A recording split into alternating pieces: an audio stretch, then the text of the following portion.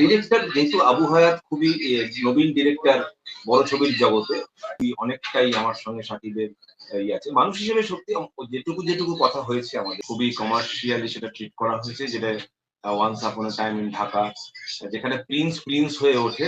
জ্যাসিটা অনেক বড় স্কেলের একটা ওয়েব সিরিজ, আমার অভিনয় করার সুযোগ ঘটেছে। যে শাকিব খান হোক, তুমি আরিফিন শুভের কথা বললে, মোশাররফ ভাই, চঞ্চল ভাই, দেবজিৎ, এদের নিয়ে কথা বলার মাইক অ্যাম্বুলেন্সে তার শুটিংও চলছে। ফলে বাংলাদেশের লোকেদের সঙ্গে আমি খুবই আত্মার। হ্যালো বন্ধুরা, মৈনাক চলে এলাম নতুন একটা ভিডিওতে। আজকে আমাদের সাথে রয়েছেন, তার পরিচয় করানোর দরকার নেই, তিনি আমার অত্যন্ত পছন্দের একজন অভিনেতা, লোকনাথ দে। তো কেমন আছো বলো? আছি, ভালো আছি। তুমিও ভালো আছো নিশ্চয়ই। চলছে আর কি, আমাদের চলছে। তো তোমার সাথে বহুদিন ধরে আমার কথা বলার খুব ইচ্ছে ছিল, তো এটা পসিবলই হয়েছে শাহিদদার জন্য। শাহিদদাকে বললাম, তো শাহিদদা বললো যে ঠিক আছে, আমি ব্যবস্থা করে দিচ্ছি। তো শাহিদদা মানে আমাকে পুরো ছোট ভাইয়ের মতন ভালোবাসে, তো শাহিদদার জন্যই তোমার সাথে বেসিক্যালি কথা বলার সুযোগটা পেলাম। তো তোমাকে যেটা প্রথম প্রশ্ন করব, সেটা হচ্ছে এই যে সিনেমা লাইন, এটাতে আসাটা কিভাবে, বা এই থিয়েটার সিনেমা এগুলো সব দিকটা ব্যালেন্সই বা করো কিভাবে?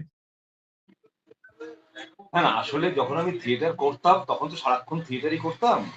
ফলে ব্যালেন্সিং এর ব্যাপার নয়। আমি বিভিন্ন নিজের দল ছাড়াও অন্যান্য দলেও কাজ করেছি। একটা সময় রেপার্টরি কাজ করেছি, যাত্রা করেছি। কিন্তু আমার দল থিয়েটার ওয়ার্কশপ, সেখানেও কাজ করে গেছি। মানে সংযোগ ছিল, 2 বছর আগে করতে পারিনি প্রোডাকশন, কিন্তু অন্যান্য কাজে যুক্ত ছিলাম। মানে সারাক্ষণই 24 ঘন্টা আমার এই থিয়েটার বা অভিনয় সংক্রান্ত কাজেই যেত।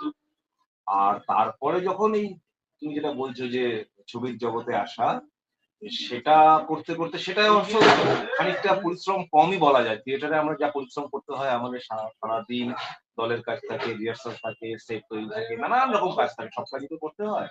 এখানে শুধু অভিনয়টাই করতে হয়। ফলে সেটা নিয়ে খুব একটা অসুবিধা হয় না। আর ম্যানেজমেন্টটা যদি টাইমের ম্যানেজমেন্ট বলো, সেটা ওই অনেকদিন আগে থেকেই বিভিন্ন থিয়েটারে রিহার্সাল করতে যাওয়ার সুবাদে ওই প্র্যাকটিসটা হয়ে গেছে, যে কখন কোথায় রিহার্সাল করবো, কখন কোথায় শো করবো। সেটা করতে অসুবিধা হয় না।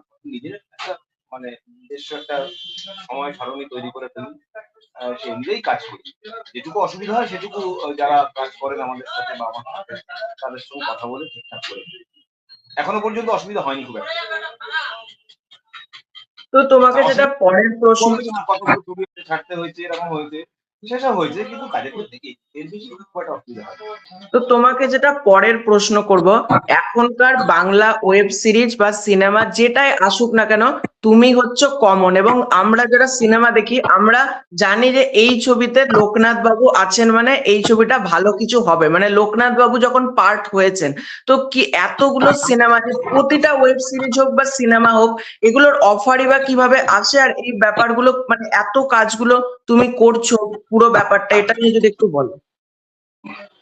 না না, কেন করছি সেটা আমি জানি না। মানে এত কাজ কেন করছি বা কেন করছি, কারণ আমি তো কখনো ছবি করতে বা সিরিজ করতে বা ক্যামেরার সামনে কাজ করতে কখনো মানে ভাবিনি যে আসবো, কখনো করবো ভাবিও নি। সেই নিয়ে আমার কোনো ব্যাপারই ছিল না। একটা সময় যখন থিয়েটারই করবো সারা জীবন ঠিক করেছিলাম, এটা কাকতলীয় ভাবে হয়ে গেছে। মানে মূলত লকডাউনের পর, মন্দার করার পর মূলত প্রচুর কাজ আসতে থাকে। সেটা হয়তো কাজের নিরিখেই আসতে থাকে। ডিরেক্টরদের ভালো লাগা বা দর্শকদের ভালো লাগা, সেখান থেকে আসতে থাকে। কারণ আমি তো, আমার তো কোনো মানে ফটোগ্রাফ, পোর্টফোলিও এসব কিছু নেই। মানে আমি কখনো ওইসব ছুটিনি, কোথায় কিভাবে কাজ করতে হয় বা পেতে হয়, কি করতে হয়, পেতে গেলে সেই সবের প্রসেসের মধ্যে কখনো ঢুকি। ফলত ওই একটা কাজ থেকে আরেকটা কাজ, আরেকটা কাজ থেকে আরেকটা কাজ, এরকম এরকম ভাবেই এসছি। তো যেহেতু আমি আগেও বললাম যে এত থিয়েটারও একসময় করেছি, একসঙ্গে অনেকগুলো থিয়েটারে পাঠ করতাম। সেটা সেখান থেকে শিফট করে তুমি যদি ছবির কথা বলো বা সিরিজের কথা, সিরিজ ইদানিং একটু কম করছি। মূলত বেশ কয়েকটা পরপর ছবি করে ফেললাম। তো ওইগুলো একটা কাজ থেকে আর একটা কাজ আসার কথা। এছাড়া তো আর কোনো আমি আলাদা করে কিছু বলতে পারবো না। কাজ করে কাজ পেয়েছি আর কি। তোমার একটা আবার প্রলয়তে আমরা তোমাকে দেখলাম পরিতোষ হিসেবে সেই চরিত্রটা আবার প্রলয় টুতে সেই চরিত্রটা মানে আমরা দেখতে পেলাম সেই চরিত্রটা মারা গেল, এবং আবার প্রলয় টুতে তোমাকে ঠিক অন্য ভাবে আমরা দেখলাম, বা অন্য ট্রান্সফরমেশন, মানে আবার প্রলয় যেটাতে তোমার ক্যারেক্টারটা ছিল পরিতোষ, সেটাকে সম্পূর্ণ ডিফারেন্ট ভাবে মানে একটু দাড়ি ফাড়ি রেখে একটু অন্য ভাবে ক্যারেক্টারটাকে আমরা পেলাম। তো রাজ চক্রবর্তীর সাথে কাজ করলেন বা করলে তুমি, এটা কেমন লাগলো, মানে তোমার এক্সপিরিয়েন্স কি অ্যাবাউট আবার প্রলয়? দেখো, রাজ চক্রবর্তী এমন একজন নির্দেশক, আমরা জানি, যেটা আমরা আহ, যখন আমি ক্যামেরার কাজ করতাম না তখন রাজ চক্রবর্তী যে কমার্শিয়াল ছবির একটা বিরাট ব্যাপার, সেটা তো আপামর বাঙালি জানে, বাঙালি মাত্রই জানে যে যারা কমার্শিয়াল ছবি পছন্দ করে সেই ছবির একটা এই সময় দাঁড়িয়ে রাজ চক্রবর্তী একটা স্ট্যান্ডার্ড সেটও করেছিল। একটা সময় প্রচুর হিট ছবি, প্রচুর ইয়াঙ্গার অ্যাক্টর অ্যাক্ট্রেসদের নিয়ে এসছে, তার একটা নিজস্ব ধরন আছে, বড় ক্যানভাসে ভাবতে পারে। হ্যাঁ, সেই ধাবমান মানে ধারাবাহিক কাজের শেষে এসে আমি আবার প্রলয় করতে আসি, এবং রাজের সঙ্গে প্রায় বন্ধুর মতো সম্পর্ক হয়ে যায়, মানে আমরা কাজ করতে করতে। এবং এত পোলাইট, অন্তত আমি আমার ব্যক্তিগত অভিজ্ঞতার কথাই বলবো, নিশ্চয়ই এত পোলাইটলি পুরো প্রোডাকশনটা সামলায়, এত কিছু একসাথে ভাবতে পারে, নিজে নিজে পুরো এডিটিং মাথায় রেখে একটা শুট করতে পারে, কতটুকু দরকার হয়, কত বড় ক্যানভাস করা যায়, এগুলো রাজ চক্রবর্তীর জলভাত হয়ে গেছে।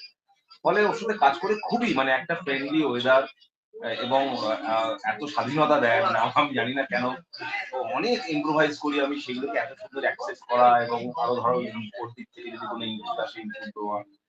ফলে এখন একটা বন্ধুর মতো একটা সম্পর্ক, কাজ করতে খুবই ভালো লাগে রাজের সঙ্গে কাজ করা।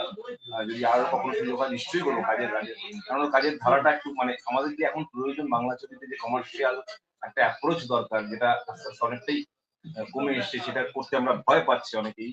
হ্যাঁ, বড় করে ভাবতে, বড় ক্যানভাসে ভাবতে, অনেক বড় লার্জার দ্যান লাইফ একটা কোনো প্রোডাকশন করতে, সেইটা রাজ এখনো চালিয়ে যাচ্ছে, জারি রাখছে, যেটা খুবই প্রয়োজনীয় বলে আমার মনে হয়। ফলে রাজের সঙ্গে কাজ করা আমার কাছে খুবই কমফোর্টেবল, মানে আমি খুবই কমফোর্ট বোধ করি ওর সঙ্গে। তো এবার তোমাকে যেটা প্রশ্ন করব, তোমাকে যেমন আমরা এপার বাংলার কাজে দেখতে পাচ্ছি, ঠিক একইভাবে আমরা ওপার বাংলার কাজেও দেখতে পেলাম। তুফান ছবিতে তুমি ছিলে, এবার শাকিব খান, মেগাস্টার শাকিব খানেরই পরবর্তী ছবি যেটা প্রিন্স এই ঈদে মুক্তি পাচ্ছে, সেখানেও তুমি গোপাল কর নামের একটা চরিত্র প্লে করছো। এবার এই যে এপার বাংলা থেকে মানে ওপার বাংলা, এই যে দুটো জায়গায় তুমি কাজ করছো, এপার বাংলার থেকে ওপার বাংলায় কি কি পার্থক্যটা তুমি লক্ষ্য করলে, মানে অ্যাজ টিম বলো বা টেকনিশিয়ান বলো, ক্রিউ বলো, কি কি পার্থক্য বা অভিনেতাদের মধ্যে? না, প্রথম কথা, ওপার বাংলার লোকেদের সঙ্গে কাজ করতে আমি ভীষণ কি বলবো, একটা গুড ফিল হয় না, ফিল গুড ব্যাপারটা, সেটা আমার হয়েছে। সেটার একটা কারণ, আমরা দুটো দেশ হলেও যে বাংলা ভাষায় কথা বলছি, পুরো ইউনিটটা বাংলা ভাষা কথা বলছে, অ্যাটমসফিয়ার এত, ওরা অমায়িক মানুষ প্রত্যেকটা, মানে আমি বলছি যে কাস্ট আছে, ক্রিউ আছে, যারা প্রত্যেকে আছেন তারা এত পোলাইটলি ব্যবহার করেন, কথা বলেন, এবং এই বাঙালি সংস্কৃতির আদান প্রদান হয়। প্রায় প্রত্যেকে আমার, আমি শুধু আজকে তুফান বা প্রিন্স বলে না, এর আগে মোশাররফ করিমের আমি হুব্বা করেছিলাম, তখন মোশাররফের সঙ্গে কাজ হয়েছিল। কিছুদিন আগে আমি চঞ্চলের সাথে একটা ছবি করলাম, শেখর বলে, ব্রাত্য বসুর নির্দেশনা। ফলে ওদের সঙ্গে কাজ করার একটা অদ্ভুত কি বলবো বন্ধন তৈরি হয়ে যায়। সেটা আমার রুটের কারণে কিনা জানি না, কারণ যেহেতু আমার মা বাবা বাংলাদেশ থেকে আসা মানুষ, সেই কারণে কিনা জানি না, কোনো সফট কর্নার তৈরি হয় কিনা জানি না, খুবই একটা আত্মিক যোগ আমি অনুভব করি। সেক্ষেত্রে ওদের টিম, যদি পার্থক্য বলো, পার্থক্য তেমন কিছু নেই। দেখো, কন্টেন্টের দিক থেকে ওরা বেশ কিছু নতুন ভাবনা চিন্তা শুরু করেছে, যেটা আমাদের এখানে এখনো সেই এক্সপেরিমেন্টটা শুরু হওয়া দরকারও আছে বলে মনে করি। কিন্তু টেকনোলজির ক্ষেত্রে, টেকনিক্সের ক্ষেত্রে আমাদের কলকাতা বা পশ্চিমবঙ্গ অনেক বেশি ইকুইপড বলে ওরাও মানে, সেটা যে কারণে ওরা ভারতের ছবি করতে বা বাংলাদেশের ছবি করতে চায়ও, অনেক ছবি তারা করতে চায় এখানে এসে। ফলে টেকনোলজির দিক থেকে আমরা অনেক বেশি ইকুইপড বলে ওরা বিশ্বাস করে, এবং সেই অনুযায়ী কাজও করে, যে এখানে কাজ করলে অনেক সুবিধে পাবো। আহ, সব সব দিক থেকে, ক্যামেরা হোক, লাইটস হোক, লোকেশন হোক, সেই সুযোগটা ওদের আছে বলে, অনেক ব্রডার ক্যানভাসে করতে পারে বলে ওরাও এখানে করতে খুবই আগ্রহী, সেটা ওদের কথাবার্তা বা আলাপ আলোচনা বোঝা যায়। এইটুকুই পার্থক্য। আর ডিরেক্টর যেহেতু আবু হায়াত খুবই নবীন ডিরেক্টর বড় ছবির জগতে, খুবই পোলাইট, খুব কম কথা বলে, সবসময় মনিটরের সামনে বসে থাকে, এরকম। কিন্তু কো অ্যাক্টররা খুবই, মানে আমরা যা সময় কাটিয়েছি এই ছবির, কিছুটা শ্রীলঙ্কা, কিছুটা কলকাতার বিভিন্ন অঞ্চলে, সেটা একটা অদ্ভুত একটা বন্ধুত্বপূর্ণ সম্পর্ক হয়েছে। সেটুকু বলতে পারবো। এইটুকুই, মানে পার্থক্য সেরকম কিছু নেই। আমি বলছি অ্যাপ্রোচের পার্থক্য হয়তো কিছুটা থাকলেও থাকতে পারে।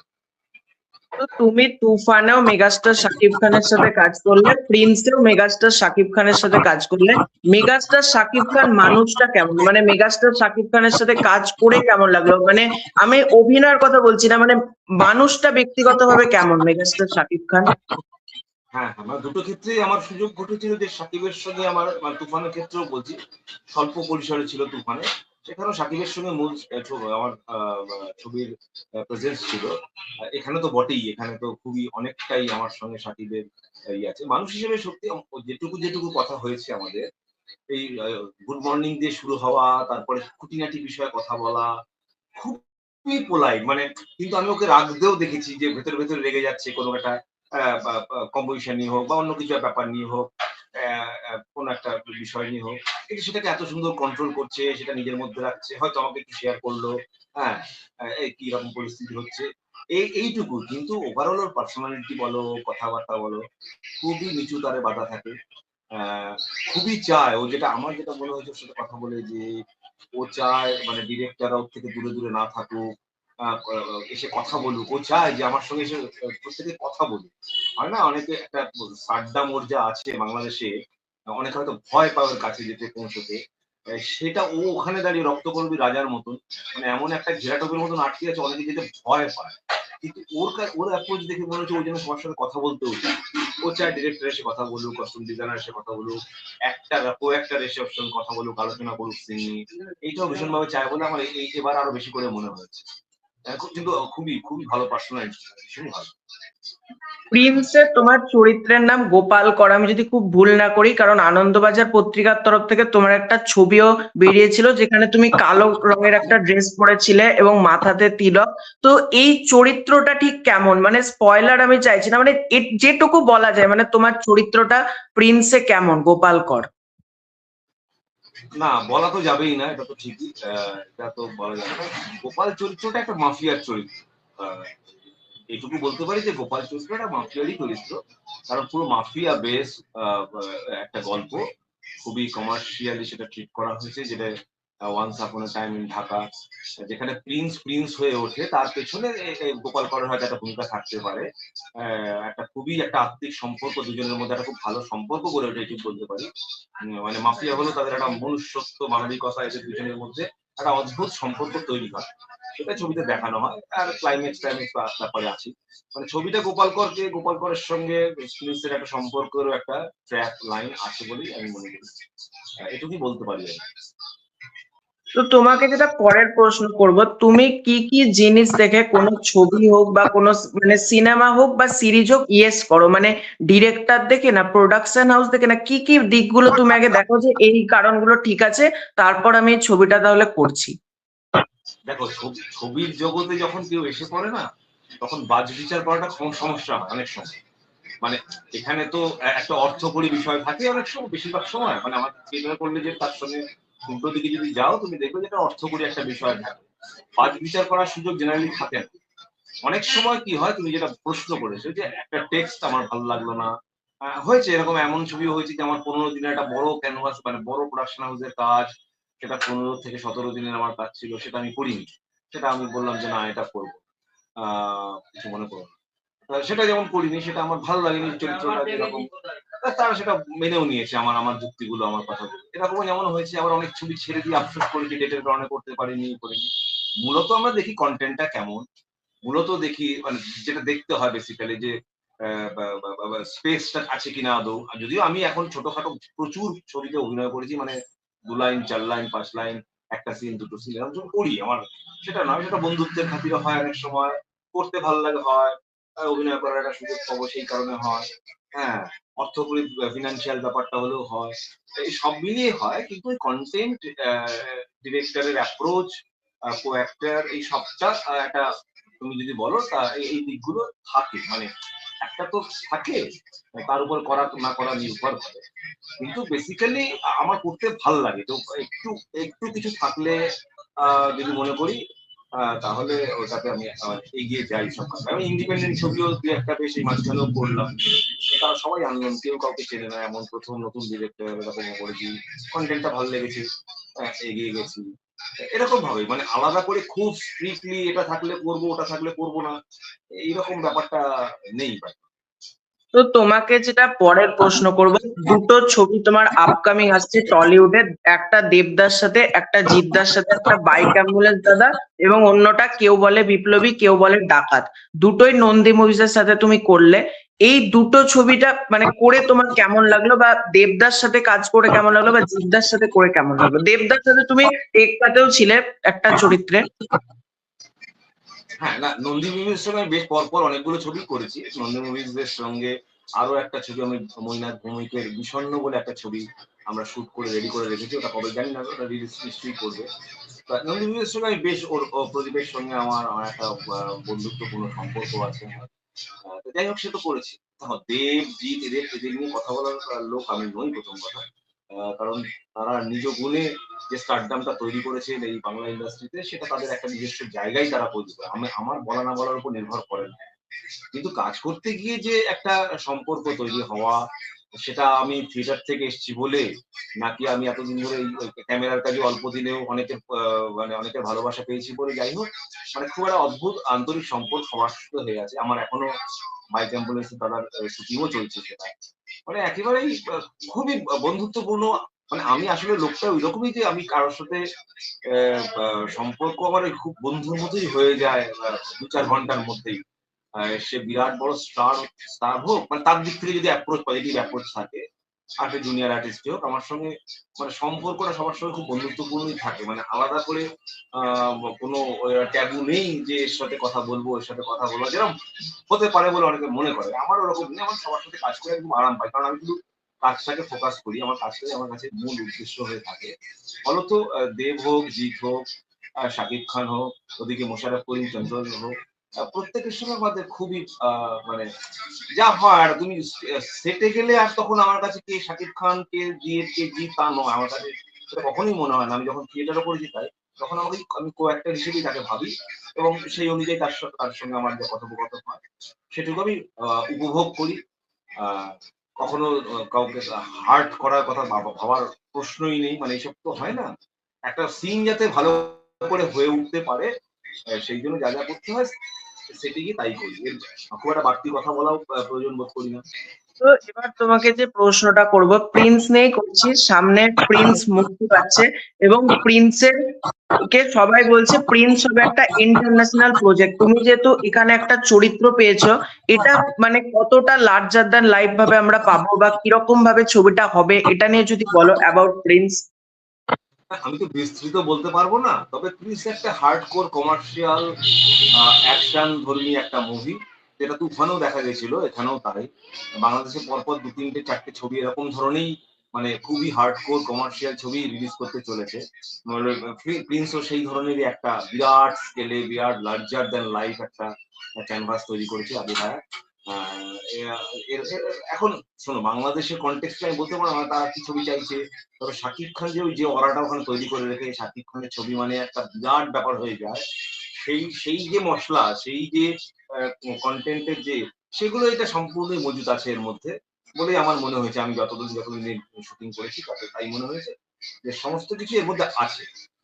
এবার তো দর্শক, যারা বাংলাদেশের দর্শক, তারা কিভাবে শাকিব খানকে অ্যাকসেপ্ট করেন এটা বলার অপেক্ষাই রাখে না। শাকিব খানের যে যে যে জমিটা ওখানে তৈরি হয়ে আছে, মানে আমাদের এখানে যদি শাহরুখ খান হয়ে থাকে, তাহলে ওখানে শাকিব খান যে একই রকম তার মানে অরা আছে ওখানে।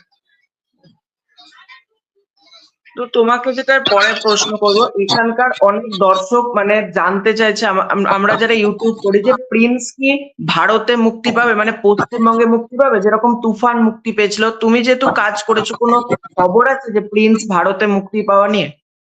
এটা একেবারেই জানতাম না। তুফান ভারতে মুক্তি পেয়েছিল কারণ এরা এসডিএফ এর সঙ্গে যৌথভাবে ওরা করেছিল। ফলত এটা ভারতে মুক্তি পাওয়ার সময় এটা একদমই ক্রিয়েটিভ ল্যান্ড বলে, যে শিরিন সুলতানা ম্যাডামের যে প্রোডাকশন হাউস, তারা ভারতের সঙ্গে এরকম কিছু হয়েছে বলে আমি জানি না। এটাই বলতে পারো, ভারতে মুক্তি পাওয়ার সম্ভাবনা কমই হয়তো।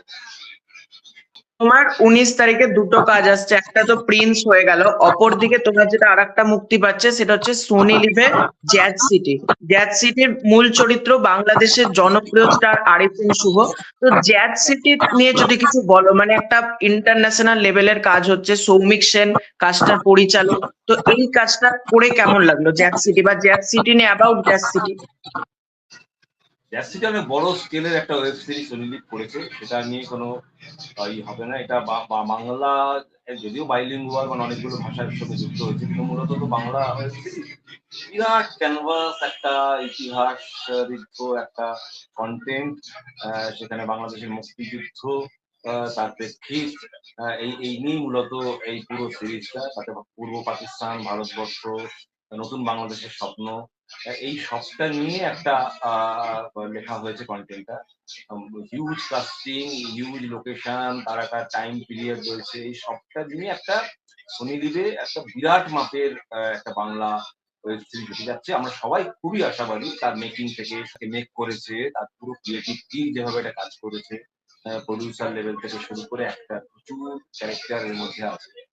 খুবই একটা ইন্টারেস্টিং একটা ওয়েব সিরিজ হয়েছে। আমার খুবই স্বল্প উপস্থিতি, তবুও বলছি যে সিরিজটা একটা বিরাট ভূমিকা রাখবে ওয়েব সিরিজের জগতে, এটা আমার মনে হয়। যে বাংলাদেশের প্রচুর মানুষের সঙ্গে আমার অভিনয় করার সুযোগ ঘটেছে, যে শাকিব খান হোক, তুমি আরিফিন শুভের কথা বললে, মোশাররফ ভাই, চঞ্চল ভাই, এরা এদের সঙ্গে কাজ করে। এছাড়া আরো অনেক অনেক গুণী শিল্পী আছে যারা, আমি স্টারদের কথা বাদ দিয়ে বলছি, যারা এখানে কাজ করেছে, প্রিন্সে হোক, তুফানে হোক। বাবু ভাইয়ের সঙ্গে কাজ করেছিলাম তুফানে, এখানেও অনেক ইয়াং আর একটা টিমের সাথে কাজ করেছি। ফারিন ছিল ওখানে। ফলে বাংলাদেশের লোকেদের সঙ্গে আমি খুবই আত্মার সংযোগ দেখতে পাই, তাদের সঙ্গে আমার হয়ে ওঠে। একদম পারিবারিক বন্ধুর মতো হয়ে গেছে, এমন অনেকেই আছেন। ফলে বাংলাদেশের ছবির সঙ্গে আমার একটা সম্পৃক্ত ভাব তৈরি হয়েছে। তো তোমাকে এর পরবর্তীতে যে প্রশ্নটা করবো এবং লাস্ট প্রশ্ন, তোমার ব্যস্ততার মধ্যে অনেকটা সময় তুমি আমাকে দিলে দেখে খুব ভালো লাগলো। যেটা লাস্ট প্রশ্ন করবো সেটা হচ্ছে, এখন তো তুমি যেরকম কাজ করছো, আগামী দিনে কি তুমি কাজের পরিসর আরো বাড়াতে চাও, না তুমি এখন যেরকম কাজ করছো মানে এইভাবে তুমি কাজ করছো, বা কি কি ধরনের কাজ তুমি আগামী দিনে করতে চাও? না, কাজের পরিসর বাড়াবো এরকম ব্যাপার না, পারে কমতেও পারে, বলা যায় না। আমারও যে খুব ঘন ঘন কাজ করার যে খুব বাসনা আছে তা নয়। ভালো কাজ তো পেলে নিশ্চয়ই করার চেষ্টা করবো। তবে এই তাড়াহুড়ো কিছু নেই, মানে করতেই হবে এরকম ব্যাপারও নেই। ভালো লাগলে নিশ্চয়ই করবো, কাজের অফার এলে নিশ্চয়ই করবো। অফার আসাটাও একটা ব্যাপার যে হ্যাঁ আমাকে অ্যাপ্রোচ করছে। কাজ না এলে তো আর এসব ভাবনা চিন্তার কোনো বিষয় থাকে না। কিন্তু ওই যে তাড়াহুড়ো করে প্রচুর কাজ করবো সেরকম বাসনা আমার কোনোদিনই নেই, কোনো কাজে নেই। তবে যেরকম যেরকম আসে, যেরকম যেরকম সুযোগ সুবিধা হয়। তো তুমি খুব ভালো থেকো, তোমার সাথে কথা বলতে পেরে খুবই ভালো লাগলো, যে তুমি ব্যস্ততার মধ্যেও এতটা সময় দিলে বা তোমার সাথে কথা বলতে পারবো আমি সেটাও কোনোদিন ভাবিনি। তোমার কাজের আমি মানে খুবই বড় ফ্যান, মানে তোমার কাজ মানে আমি দেখবো এই কাজটা। তো খুব ভালো লাগলো সময় দিলে। তো ভালো থেকো। থ্যাংক ইউ, অনেক অনেক ধন্যবাদ মৈনাক। তোমার সাথে কথা বলে খুব ভালো লাগলো। ঠিক আছে, তুমি অনেক প্রশ্ন করেছো, এত প্রশ্নের জন্য আমি তৈরিও ছিলাম না হয়তো। ঠিক আছে, খুব ভালো থেকো। Tata tata tata. আর সবাইকে নমস্কার, যারা এটা চ্যানেলটা দেখছেন, তাদের সবাইকে আমার তরফ থেকে, মৈনাকের তরফ থেকে নমস্কার জানিয়ে দিলাম। আপনারা হলে গিয়ে ছবিগুলো দেখবেন, এটুকুই বলতে পারি। আর আমি কি বলতে পারি, আমার কাজ সারা হয়ে গেছে অনেক আগে। নমস্কার।